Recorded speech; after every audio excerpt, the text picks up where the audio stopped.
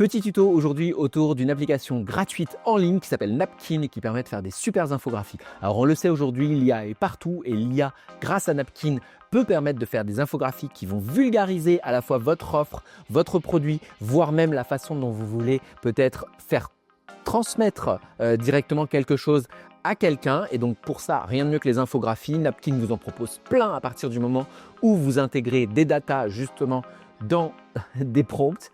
Je vous montre directement dans un tuto dédié. Alors, nouvel outil Napkin, très intéressant pour réaliser justement des infographies. Et donc, comme vous allez le voir, c'est un outil IA qui nous permet de générer des infographies assez dingues et assez vite.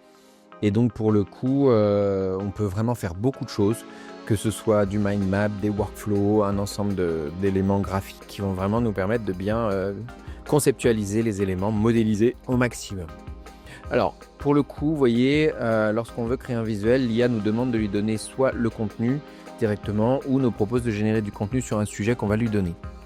Alors, évidemment que si vous laissez toute l'IA faire tout le boulot, vous n'allez pas maîtriser la totalité de la boucle et il y a de fortes chances que ça ne vous convienne pas. Donc là-dessus, moi je préfère quand même lui donner le contenu et vous allez voir que ça va pouvoir quand même générer un visuel assez sympa, puisque en lui donnant du contenu, que ce soit un copier-coller ou un outil tiers, ça peut être un document aussi, pour le coup, on va pouvoir le récupérer. Donc là, j'ai été chercher de la data que je mettais dans Gamma et je vais en faire un copier-coller avec ces données pour que justement, hop, il puisse s'imprégner de toutes ces informations-là. Là-dessus, vous retrouvez exactement les mêmes données. Vous voyez, vous pouvez y mettre un titre, toujours mieux.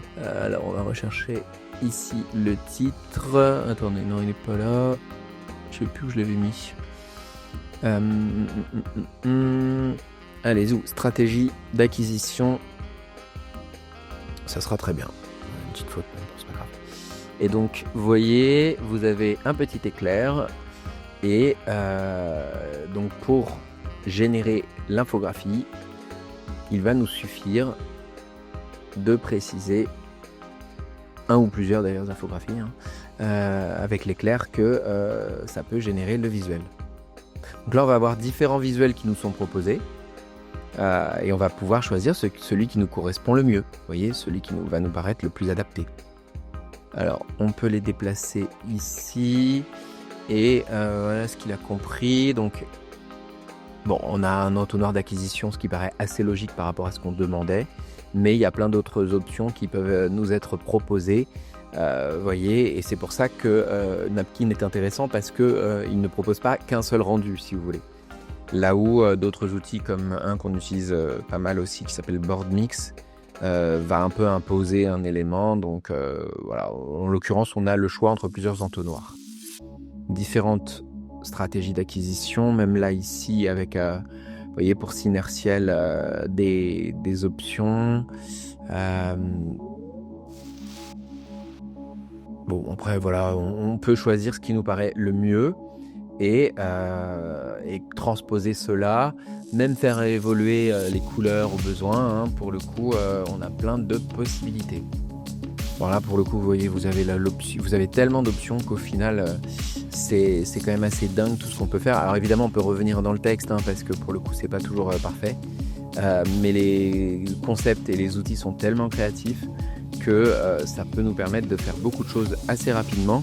Et pour les formateurs c'est idéal, mais même pour n'importe quel type d'activité qu'on a besoin, si vous voulez, de conceptualiser visuellement, ça permet d'aller très très vite pour le coup.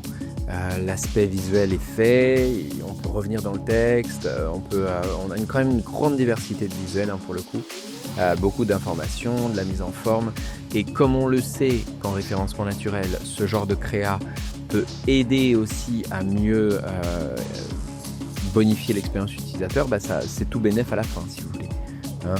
Donc bon, après le problème c'est qu'une fois que Napkin sera très connu, on va avoir beaucoup d'éléments similaires partout sur le web. Mais bon, pour l'instant là je le vois pas tant que ça, et honnêtement avec toute la diversité de contenu que ça peut proposer, c'est vraiment un outil extrêmement intéressant.